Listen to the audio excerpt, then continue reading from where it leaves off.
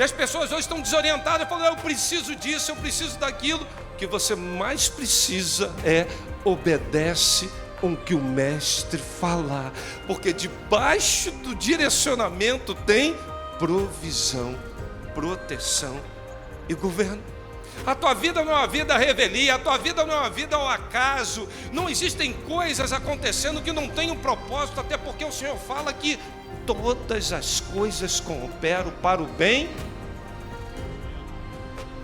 de qualquer um, não para o bem daqueles que, vírgula, os que são chamados pelo seu decreto. Não há nada pior na vida do que você ter êxito e sucesso onde Deus não está.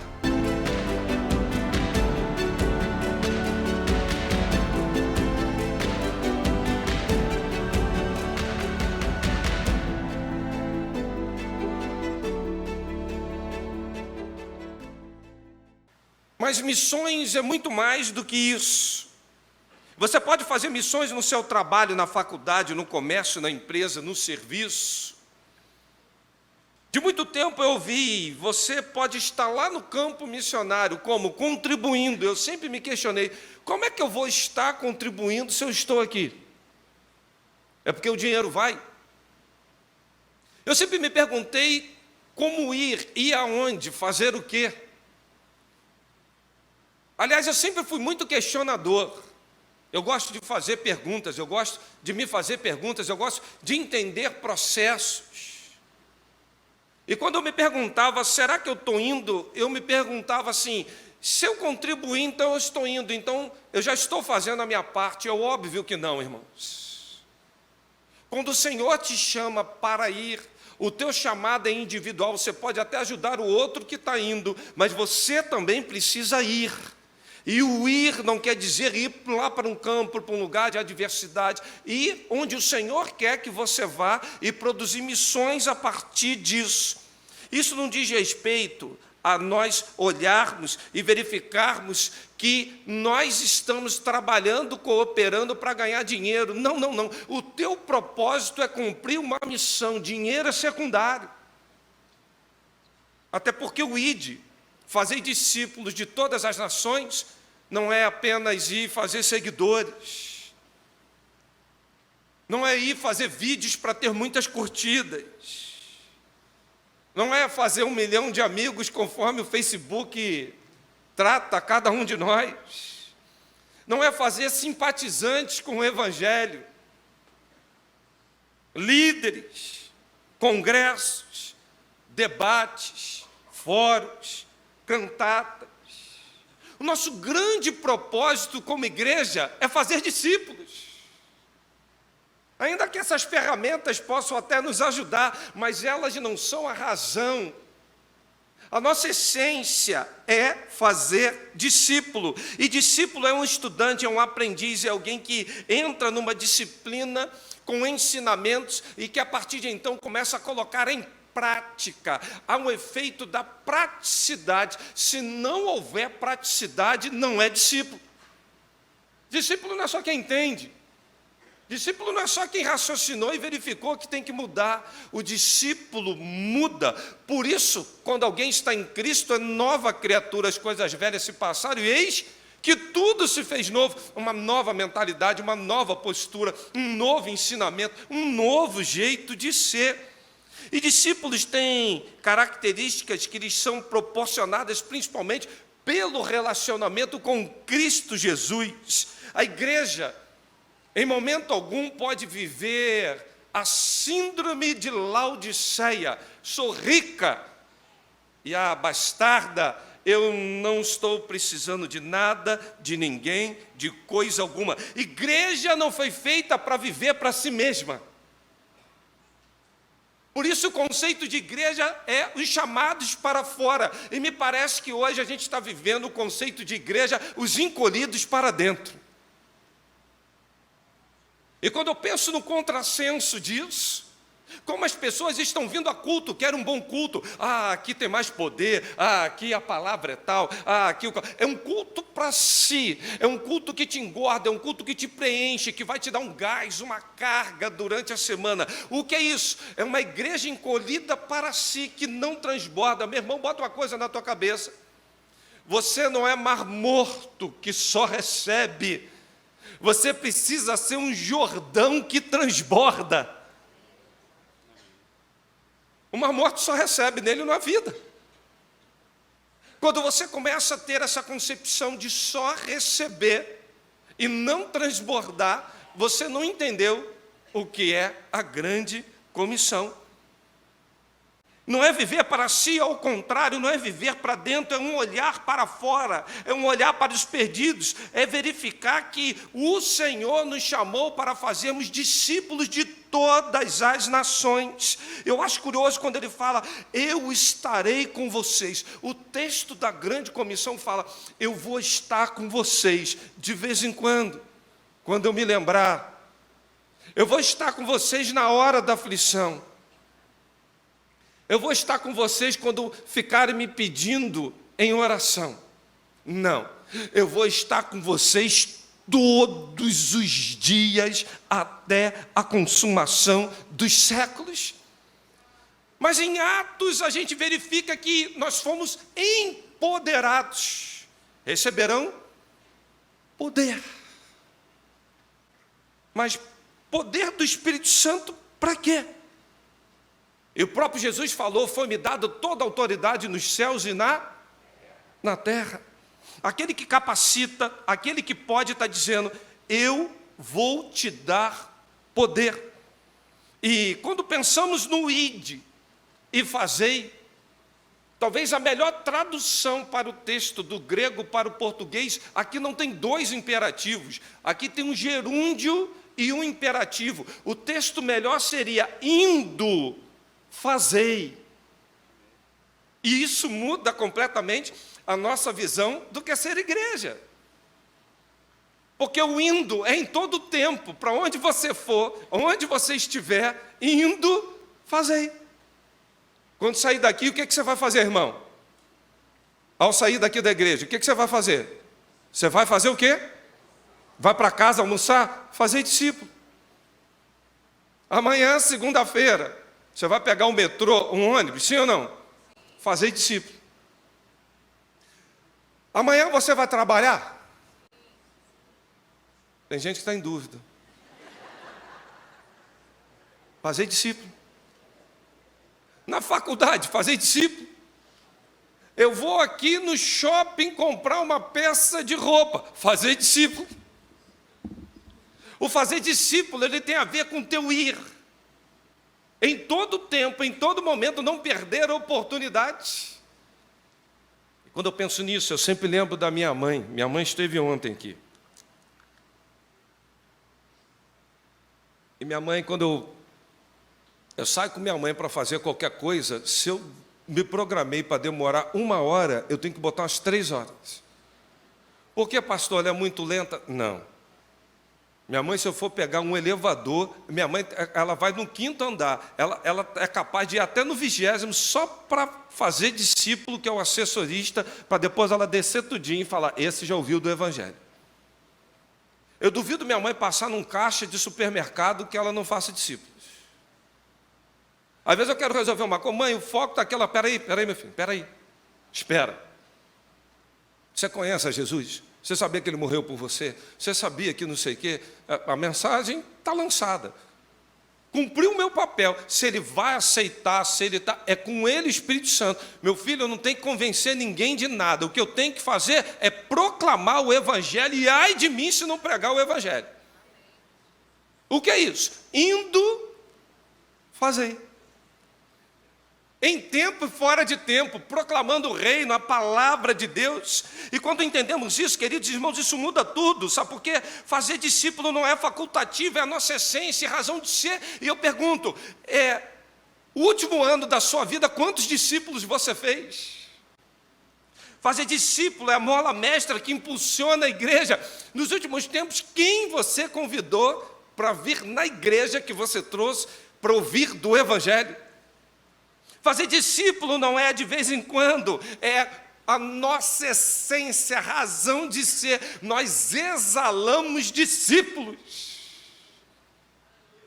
Fazer discípulo tem que ser a mola mestra que impulsiona a igreja.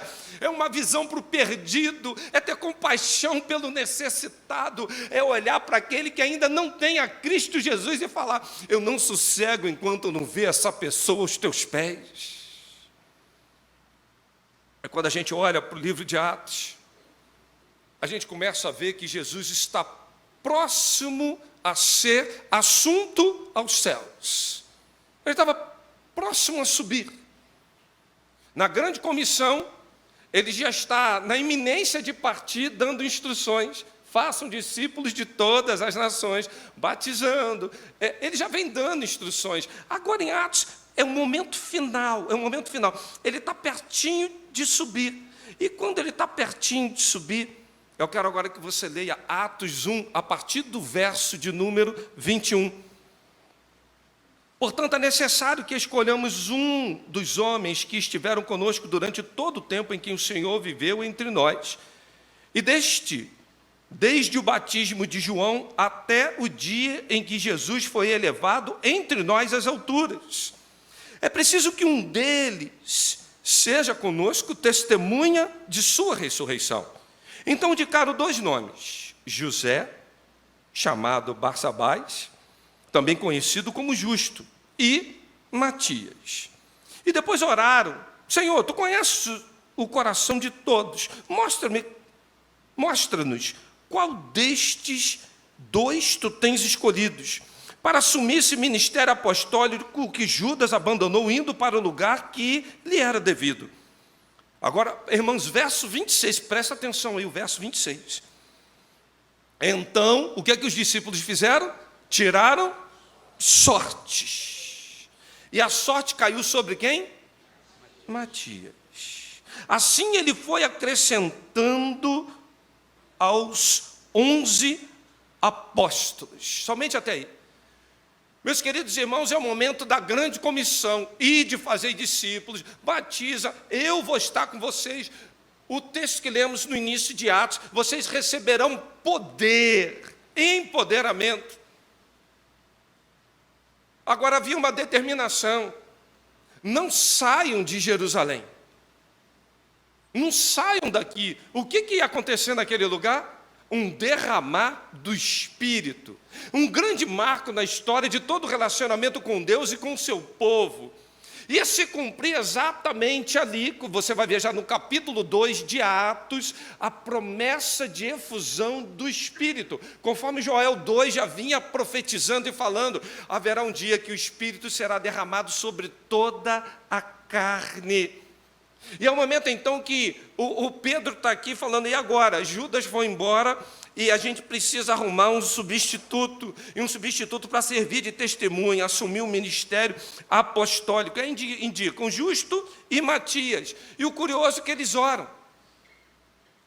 Eles oram, irmãos, mas eles tiram sorte, e a sorte caiu sobre Matias. O texto vai falar que Jesus viveu, morreu e ressuscitou. E agora ele está dando instruções finais para uma grande comissão, onde eles deveriam continuar debaixo de um direcionamento. E quando eu olho os apóstolos fazendo isso, criando um substituto, oraram e lançaram sorte, eu começo a me perguntar assim: Jesus não sabia que um ia estar faltando? Por que é que Jesus mesmo não substituiu? Eu me faço essa pergunta. Ele sabia, sim ou não, irmãos? Por que Jesus não fez essa substituição? Se eu sou o técnico, o time é meu, se desfalcou um, irmãos, eu vou botar quem eu acho que deva ser, até porque os 12 quem escolheu? Foi ele mesmo. Um time não pode ter 2 técnicos. Isso não vai dar certo, irmãos. É igual gente que quando entra num trabalho quer jogar num time, mas ele quer assumir a função de técnico, já viu? Aliás, torcedor é uma coisa engraçada. Torcedor é tudo, Torcedor, quando está na arquibancada, ele é um pouco jogador. Chutou errado. Ah lá, rapaz, a cabeça dele era só cabecear ali no cantinho, a bola entrava. Eu não sei o time que você torce, mas sempre tem um jogador que você destila assim uma gota de veneno por ele, no seu time. Sempre tem um que quando entra em campo você fala assim, ó, não é possível, esse cara de novo. Só o técnico não vê que ele não joga nada. Não é assim, irmãos? Quem tem time sabe como é que o negócio funciona. Mas eu acho interessante que esse torcedor também, ele é um pouco juiz. Não é possível, não vai chamar o VAR. Chamou o VAR, mas o VAR não viu nada. Continuou sem ver. O VAR só chama quando é para prejudicar o meu time. Esse juiz tá. Ontem ainda num jogo aí de liderança do campeonato, né? Aí tinha um time que o juiz marcou o pênalti. E aí eu falei de imediato, não foi pênalti. Aí o outro assim, está torcendo contra o meu time, né? Não, nós estamos querendo ser justos. Ele vai chamar o VAR. Chamou o VAR e anulou. Mas você está tão empolgado com aquilo que você torce que você perde o senso do propósito, da razão e até da justiça, irmãos. Aí fica assim, o juiz, todo torcedor acha que o juiz é ladrão. O juiz não, ele está lá. Já tem alguns técnicos no Brasileirão, quando entra em campo, parece que já quer botar até a camisa de um clube nele. Mas todo torcedor também é técnico. Como é que tirou fulano e botou ciclano? Gente, não é possível. Ele tirou a alma do time. O problema é que o torcedor não joga, não apita e nem escala. E tem muita gente dentro da igreja querendo fazer o papel do jogador, ele sabe tudo, onde fazer, o que fazer, mas ele não joga. Quando a gente faz uma grande ação social, envolve toda a igreja. O que tem de gente de árbitro, podia ter chamado aqui, podia ter falado assim, por que não botou mais sobremesa aqui? Isso aqui sobrou, isso aqui, tá vendo? Olha aí. Mas ele não joga. Ele não entra no jogo. Ele é técnico, ele está chamando o VAR. Deixa eu ver essa cena de novo. Tá vendo? Olha lá, fritou o pastel, não sabe fritar lá o pastel, ficou torradinho. Se eu tivesse lá, vou espremer o caldo de cana, só espremeu 2 vezes, eu vou ali fora, eu vejo, espreme 5, quando não dá mais nada, ele está torcendo o bagaço, que ainda cai alguma coisa, está desperdiçando. Bota ele lá para ele moer a cana lá. Ele não sabe nem como é que segura a cana para passar ali na moeda. Toda pessoa, meus irmãos, que está como esse torcedor, ele acha que ele é entendido em tudo, só que ele não percebeu que ele não está entrando no jogo, ele não joga mais. As pessoas estão discutindo técnicas de como abordar, fazer isso, evangelizar, mas o fato é, a gente não evangeliza mais. Nós fizemos um reducionismo do evangelismo a uma entrega de papel. Toma. Depois você lê e vê o que Deus fala contigo. Evangelizei tantos. Não sabe nem explicar um plano de salvação. Irmãos, eu sou de um tempo da igreja. Olha, um seminarista, então, uma pessoa frequente em EBD, que não soubesse explicar um plano de salvação em Mateus, Marcos, Lucas, Atos e Romano, não era crente. Aliás, eu tinha na minha Bíblia, pastor Pedro, na contracapa, assim, ó, todos esses textos, já tudo bonitinho, para eu não me perder em momento algum. Minhas Bíblias eram assim. Já pega, já fala logo, proclama. E hoje parece que a gente perdeu essa essência, sabe por quê? Eu fico me perguntando, se Jesus não escalou, por que é que Jesus não ensinou como deveria fazer ou tomar essa decisão? Ele não escala e não ensina. A ordem dele é: permaneçam aqui. Você sabe por quê, irmãos? Porque quem permanece onde Jesus manda vai ter discernimento espiritual. Quem permanece onde Jesus manda vai ter poder do Espírito Santo sobre a sua vida. É o famoso permanecer em mim. Vem seiva dele, e quando você está recebendo dele, vem a instrução, vem direcionamento. Você imagina, irmãos, o que agora o Espírito está habitando dentro de você. O Espírito testifica com o nosso espírito. Olha que governo, olha que coisa tremenda. Quem está perfeitamente sendo governado pelo Espírito Santo já sabe perfeitamente o que fazer, mas esses homens estão perdidos. Aliás, eles usam um lançar sorte. O texto fala que eles lançaram sortes. Por que isso? Porque você vai ver várias vezes na Bíblia, pelo menos no Antigo Testamento, 70 vezes você vai encontrar escrito lançaram sortes. Quando você vem para o Novo Testamento, ao menos 7 vezes você vai ver essa expressão lançando sorte. A gente vai ver distribuição de tribo, a gente vai ver Josué, a gente vai ver Jonas lá no barco, lembra que lançaram sorte, caiu em cima de quem? Você vai ver os soldados lançaram sorte para ver distribuir coisas. Irmãos, você vai ver várias vezes na Bíblia essa questão do lançando sortes. É aquela coisa assim, vão ver para onde vai, vão ver qual é a direção, vamos tentar entender para onde ir, lança sorte. É como uma roleta russa, que você gira e vê onde cai e aperta o gatilho. Quando a gente não sabe o que fazer, a pergunta é, o que fazer quando não sabemos o que fazer? E eles resolveram, nós vamos lançar sorte. Agora, no Novo Testamento, em nenhum lugar cristãos são usados, ou digo, são instruídos a usar uma metodologia de lançar sorte. Quantos discípulos Jesus escolheu lançando sorte? Quantos? Nenhum. Então eles já sabiam, irmãos. Eles já tinham visto. E lembrando, eles eram de seguir o mestre, aprenderam com o mestre, viveram com o mestre. O mestre agora está indo dizendo, eu ainda vou permanecer com vocês. Eles sabiam. A palavra, o Espírito e a oração são suficientes para discernir a vontade de Deus e não para andar lançando sortes jogadas a um amanhã, a um vento, como se a nossa vida não tivesse governo, autoridade, reinado.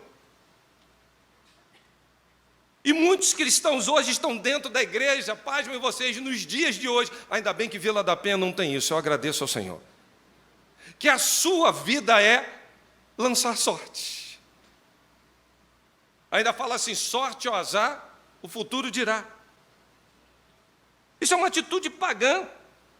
O Senhor vem falando com cada um de nós em todo o tempo, Deus vem constituindo discípulos, pessoas que andam com Ele, que aprendem com Ele. Os apóstolos, eles foram nomeados por eleição, próprio Cristo fez isso.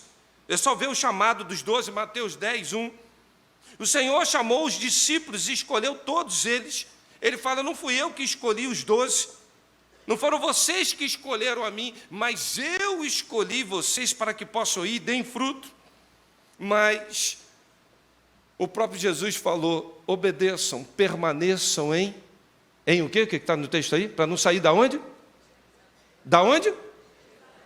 Jerusalém. Fica aqui, ó. É aqui. Fica aqui. Sabe por quê? Quem é discípulo não vai se ausentar daquilo que Deus fala, porque discípulo segue a voz do mestre. Discípulo tem discernimento. Discípulo obedece tudo quanto o mestre fala. Sabe por quê? Quem é discípulo de Jesus vai viver debaixo dos seus ensinamentos, porque sabe que quando ele orienta, debaixo do seu direcionamento tem provisão, proteção e governo. Aqui é o lugar de provisão, proteção e de governo. Saiu do que Jesus falou, está desprotegido, não tem governo, não tem provisão.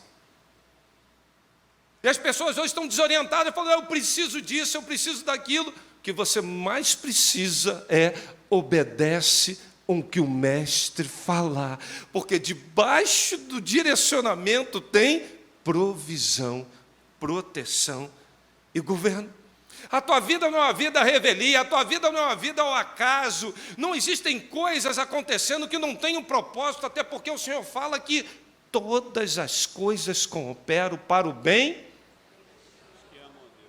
para o bem de qualquer um, não para o bem daqueles que, vírgula, os que são chamados pelo seu decreto. O Senhor chama, o Senhor bota o governo dele, o Senhor exerce a autoridade dele. E quando percebemos isso, queridos irmãos, isso gera em nós uma perseverança inabalável. Eles não deveriam fazer outra coisa que não ficarem parados e esperando o derramar do Espírito. Mas parece que agora estão aflitos, assim, não tem nada para fazer, vamos nomear um aqui, está faltando um. Mas Jesus orientou a fazer isso. De que forma eles fizeram isso? Lançando sorte. E o detalhe, irmãos, que eles oram. Oram ainda. Deus nos dá sabedoria. Tem muita gente fazendo da sua vida espiritual um lançar sorte. Você abre uma empresa, não sabe para que serve, não é para ganhar dinheiro, é para glorificar o nome do Senhor, é para fazer discípulo em todo o tempo. Dinheiro é secundário, irmão. O Senhor te colocou numa escola, o Senhor te usa com um instrumento musical, o Senhor te deu uma voz linda, o Senhor te permite pregar, o Senhor te permite ser militar, o Senhor te permite ser médico, ser advogado, ser professor, com um único propósito, para que você faça discípulos de todas as nações. Se você não entender isso, você parece que tem poder e isso será retirado. Sabe por quê, irmãos?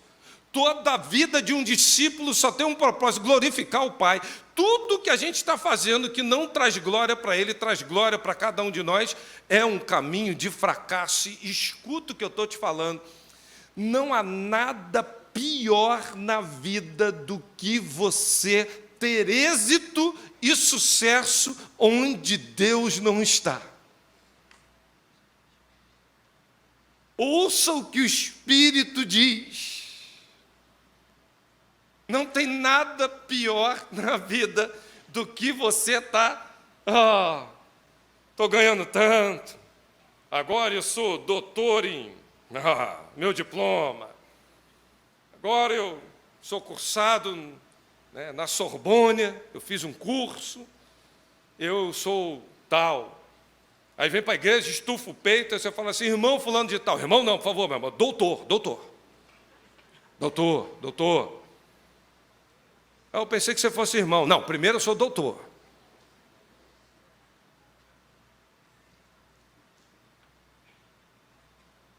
O peito está estufado, infla o ego.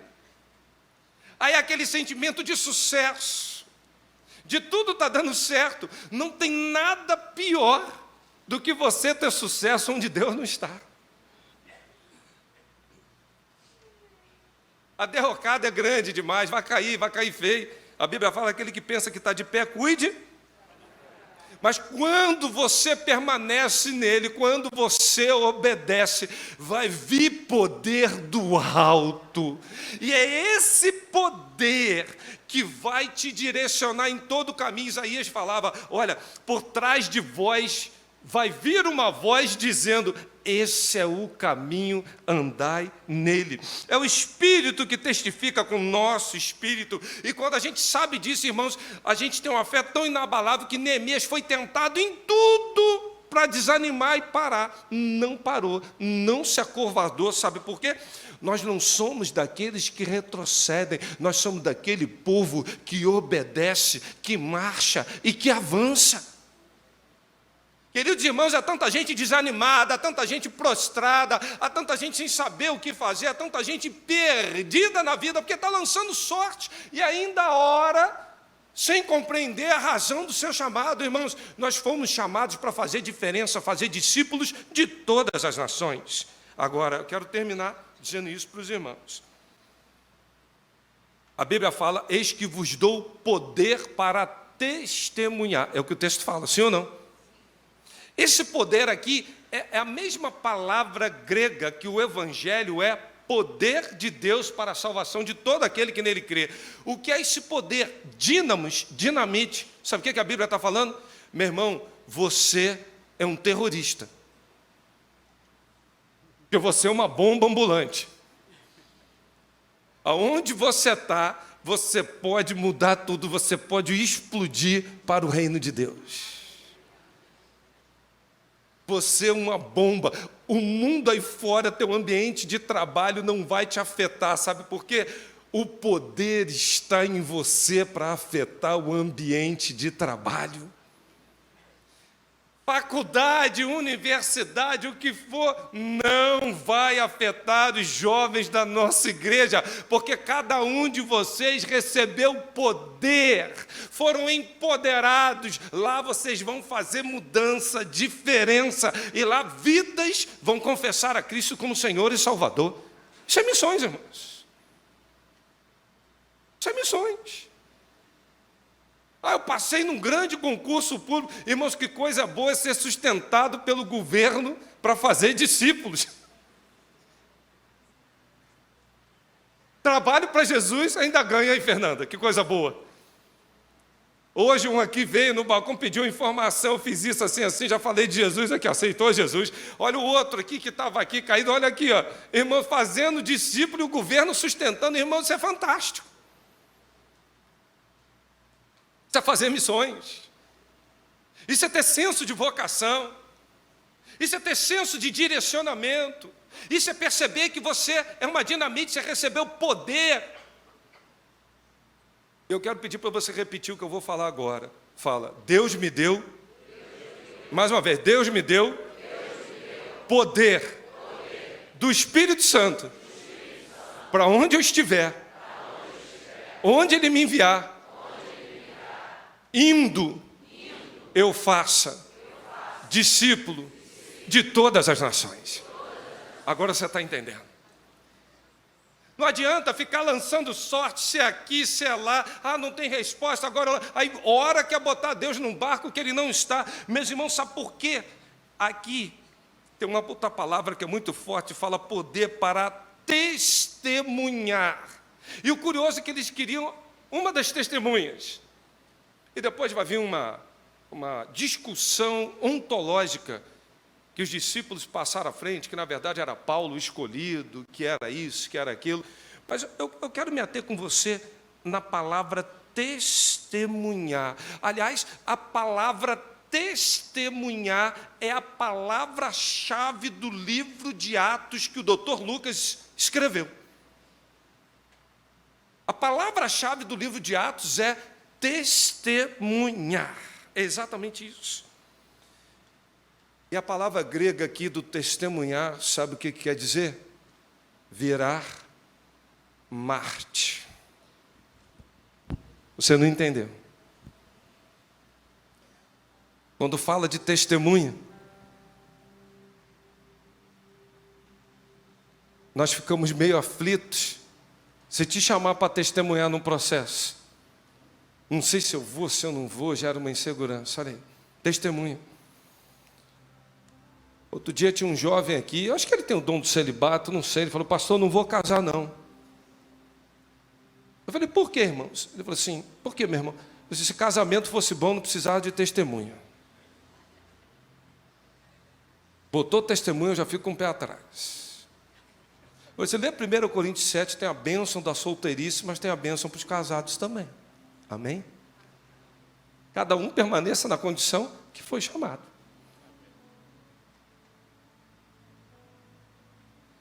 E essa permanecer na condição que foi chamado, todos nós fomos chamados para sermos discípulos e fazer discípulos. Essa é a nossa natureza, é a nossa essência. E quando a gente não está permanecendo na condição que fomos chamados, a gente se abala com qualquer coisa. A gente sai de Jerusalém, a gente se precipita lançando sorte. Só que a tua vida não é uma vida de sorte. Não adianta querer lançar sorte na tua vida e pedir para Deus entrar nela em oração. O grande propósito da nossa vida espiritual para cumprir um chamado é se alinhar com o propósito espiritual. Por isso, a palavra testemunha quer dizer Marte. Sabe por quê? Quando eu olho para a vida dos discípulos, eu começo a entender isso, pastor Pedro. O Pedro mesmo, de outrora, negou Jesus. Negou de novo. Negou a terceira vez, dizendo: essa turma aqui te larga, mas eu não te nego. Jesus, todo mundo aqui te abandona, eu não. E de repente ele pratica isso. O que me chama a atenção na vida de Pedro é que isso não está na Bíblia, diz a tradição judaica, que na hora da sua morte, ele pediu para ser crucificado de cabeça para baixo, que ele não merecia morrer numa cruz como seu Salvador. Bota de cabeça para baixo. Diz a tradição judaica. E quando a gente começa a falar, irmãos, de sofrimento, de dor, ninguém quer essa conversa. Aprenda uma coisa da tua vida: Jesus, ainda que era filho, ele tinha toda a autoridade nos céus e na terra, sim ou não, irmãos? Mas ele aprendeu por aquilo que padeceu.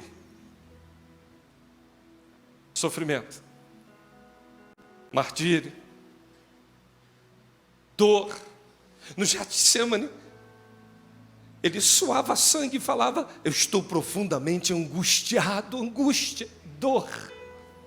Dor, que dor, ao ponto de estar ali pingando em sangue.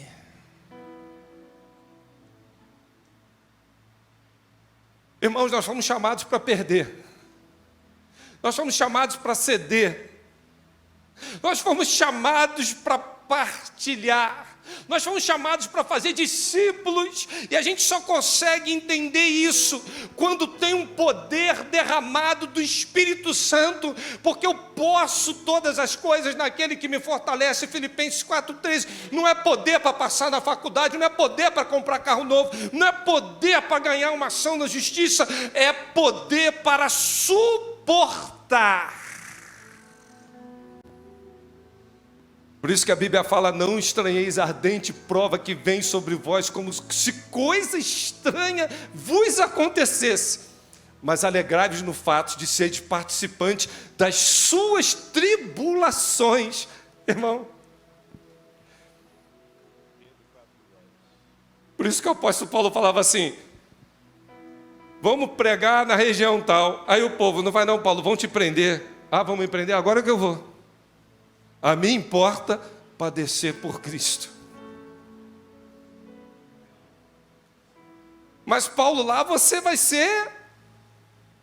passar a tribulação. Oh, que bem-aventurado sou. Ao ponto de, no mesmo livro de Atos, no capítulo 20, verso de número 24, ele vem dizendo: em nada eu tenho minha vida como preciosa. Eu não tenho como precioso minha família, meu esposo, meu marido, meu trabalho, meu carro, minha casa, meus filhos. Em nada eu tenho minha vida como preciosa, contanto que cumpra com alegria. Irmãos, eu tenho uma alegria de ser pastor de Vila da Penha, eu tenho uma alegria de servir ao Senhor. Eu estou ali no meu gabinete, chega um comigo, agora passou a menininha aqui, me deu uma prenda, está ali em cima ali, ó. Irmãos, essas coisas simples como isso me tocam. Eu choro diante do Senhor dizendo: muito obrigado, Deus, esse ministério é excelente, é tão bom te servir, é tão bom, Deus, a gente fazer aquilo que agrada ao Senhor, está no propósito a qual fomos fomos chamados, é permanecendo em Jerusalém, que vem o poder do alto, e é o poder do Espírito que te capacita a sofrer. Paulo dizia, nada tem minha vida como preciosa, contanto que cumpra com alegria. Ministério não é coisa para você fazer chorando, que tudo ruim, igreja é peso, pastor sofre. Irmão, pastor tem muita alegria, eu vejo um derramado Espírito. Eu vou para minha casa, tem dia que eu falo, Deus, aquela família restaurada, aquele que retornou, aquela cirurgia bem sucedida, aquele milagre que a gente apresentou aqui domingo passado. Deus, como é bom viver isso, como é bom te servir, como é bom estar nos teus caminhos. Sabe por quê? Nós somos dinamite, empoderados pelo Espírito, e ainda que venhamos passar dificuldades, tribulações, a nossa alegria não está nas coisas desse mundo. Por isso que a Bíblia fala que é leve e momentânea tribulação. Mas pastor, você não sabe o que eu estou passando? Marido abandonou, desempregado, eu estou aqui. Leve e momentâneo, vírgula, comparado ao peso de glória muito excelente. Sabe qual é a comparação? As coisas desse mundo com a eternidade, com o porvir, coisas que o olho não ouviu, que o ouvido nunca ouviu, que nunca subiram ao coração do homem, são as que Deus tem preparado para cada um de nós. Lá é o teu destino. Isso aqui não é nada comparado ao que está por vir, meu irmão. Por isso que é leve e momentâneo. É leve, leve, leve. Agora você vai parar de lançar sorte na tua vida, tu vai entender o teu chamado. Eu quero que você saia daqui na posição que Deus te chamou para estar. Porque em nome de Jesus, vai vir um derramado Espírito sobre a tua vida. Você crê nisso? Eu creio, irmãos. Um derramado Espírito. E é o Espírito que te capacita, é o Espírito que te ajuda. Quando eu fui chamado para o ministério, eu falei, Deus, eu tenho uma listinha de uns jovens lá, e são muito melhores do que eu. Aquele ora mais, aquele conhece mais Bíblia, aquele lá, mas só a cara dele, não tem cara de santo. Não tem gente dentro da igreja que tem aquela cara assim de pastor, irmão? Aquele jeito assim, não tem? Tem. Eu falei, Deus, não tem cara de nada disso não, Deus. Eu te dou, eu apresento lá. Deus falou, não, é você contigo. Eu falei, Deus, o dia que minha vida tiver, que eu não tiver uma palavra para dar no púlpito. E eu vivi isso aqui em janeiro. Um dia muito difícil, Ricardo, para nós. Eu cheguei aqui, olhava no rosto da irmã Nilce, um olhar perdido. Ela estava vivendo a mesma dor que eu estava vivendo. Eu falei assim, Márcia, eu não sei o que eu vou pregar. Eu não sei nem o que eu vou falar. O que eu vou falar com esse povo, Deus? Aí me lembrei. A Márcia falou assim comigo, você não falou de manhã que ia falar não sei o quê? Eu falei, foi. Aí me lembrei da palavra de Deus para mim dizendo, o meu Espírito vai te ajudar nas tuas fraquezas. É no poder do Espírito, não é no braço, não é lançando sorte, irmãos. Eu quero em nome de Jesus orar pela tua vida. Sabe por quê? Chega de ficar lançando sorte.